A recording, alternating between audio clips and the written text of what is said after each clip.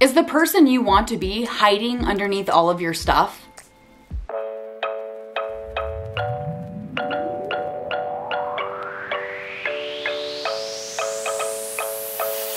Welcome back, I'm Shannon, and this is The Wanderluster, where each week we tackle topics that will hopefully leave you feeling a little bit more sparked so you can live an optimized life of adventure on your own terms. At least that's my goal for recording each of these videos.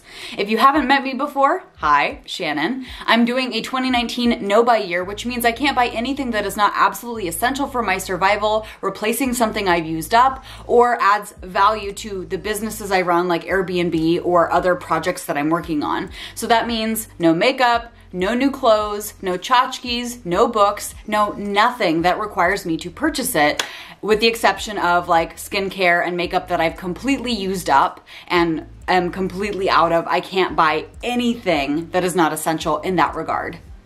So, as of this recording, we're currently in the month of March, which is month 3 of my 2019 no-buy year, and I have found that in this short amount of time, in this 90-ish days almost, that I've not been shopping, it's really challenged and shook up a little bit about my daily routine and how I cope with life stresses, moments of boredom, and how I connect with others. Since I'm doing a no-buy year, it means that I simply can't scroll on Instagram when I'm bored and buy things willy-nilly. It means that I can't meet my girlfriends at Sephora to shop for new makeup and get recommendations. It means that I can't, get rid of some of my stress by mindlessly perusing on Amazon or going to the Target dollar spot because I've had a rough week at work.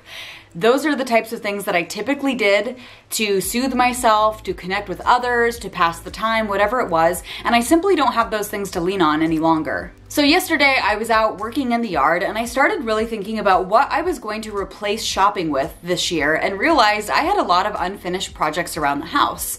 It got me thinking of how long have I been hiding behind consumption instead of simply taking action in my life? This is something we're all guilty of. Instead of taking action or becoming the person we want to be, we consume things first as an excuse of, I'll take action later, but I absolutely need these things to get started in the first place.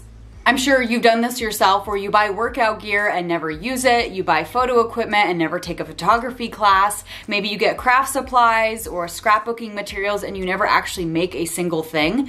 Each one of us has these things around our house, projects that were started with good intentions but never finished, or things that we simply tell ourselves we don't have the time to do.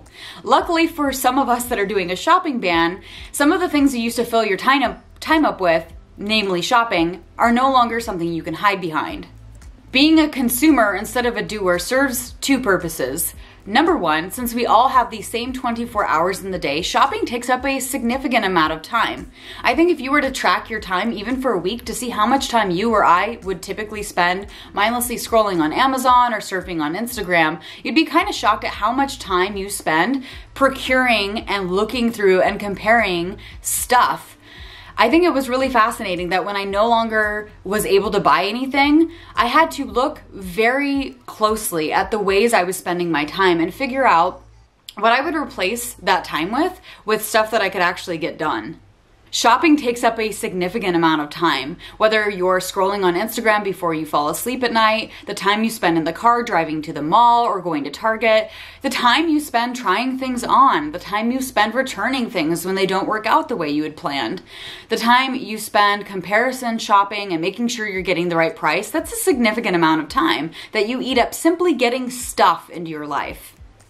The second really convenient, maybe really inconvenient truth about shopping is that often we also hide behind those purchases. We tell ourselves we don't have the time to get fit because we've been shopping, but we buy things and tell ourselves that we need to have the right equipment before we learn photography. We need to have the right set of workout gear so we can go for a run. We tell ourselves that, well, I could start on that scrapbooking project, but I'd rather not get started at all. I would just like to accumulate the stuff I need to get started. Basically, you spend a lot of time fixing to get ready instead of simply taking action on the things that would move the needle forward. I can't tell you how often I've been guilty of this. Number one, I spend a lot of time fixing to get ready, and number two, I seem to not understand that shopping itself eats up the time I could be living my life? Why do I need to shop for more workout gear? Get your butt on the track and go for a run. Do I need any more yarn? No, crochet a stupid sweater, like get it done. But yet I spend so much time procuring things instead of making and producing things. And sometimes it just gets you in a state of laziness and complacency. Really, action is the result of just tipping over and having a little bit of momentum to get started with. If you remove the obstacle of shopping as a habit in your life, you'd be really surprised at how much easier it is to get started on the things you've been procrastinating on. Remember, you only have 24 hours in the day. It's the same amount of time I have, the same amount of time your friends have, and the same amount of time that Beyonce has as well. Are you going to be the type of person that hides behind shopping, hides behind stuff? Or are you going to be a doer, a curator, a creator, a caretaker, somebody who makes things, who defines things, who explores things, who goes on adventures? Really, if you're struggling to give up shopping or you're wondering if it's worth it to you, take a good hard look at how you're spending your time. Are you eating up hours that you could be using at the gym, making connections with friends and family, spending time out in the garden, or volunteering with a local organization, the things you tell yourself you don't have time to do? Are you eating up those hours at the shopping mall or browsing on Amazon? Additionally, are you hiding behind a lot of projects around your house that you've never actually started or even finished? How many scrapbooks do you have that you've never done? How many do-it-yourself projects or things around the house you know you probably should crank out this weekend but don't? I mean, take a good hard look at number one, how you're spending your time, but also all the other good intentions you've left by the wayside because you're simply getting distracted and trying to buy something else. I think it's really easy for us to hide behind the laziness of consumption, but becoming a doer, a pursuer, an adventurer, a creator, a curator could be so soul-stirring for you. Maybe give it a try for a month, or like me, go on a shopping ban for a year and see where it takes you. But sometimes it is hard to look critically at how you're spending your time and your dollars and ask the hard question, am I a consumer or am I a doer?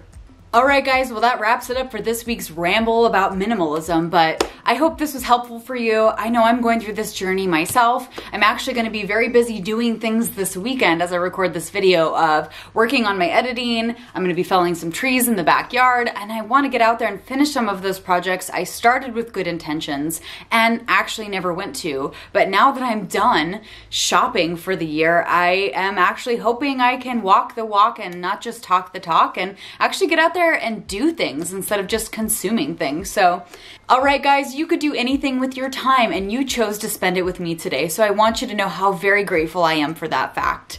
I'm going to be recording more videos on minimalism, optimized living, travel, wellness, and all that fun stuff that will hopefully leave you feeling sparked. So if that appeals to you, I hope, of course, as any YouTuber does, I have to ask you to subscribe to this channel so you don't miss an update. I will continue down my path of minimalism and my 2019 shopping ban. So if that interests you, I hope you will join me in this journey. And until then, guys, stay awesome, stay sparked, and I'll see you next time. Bye, guys.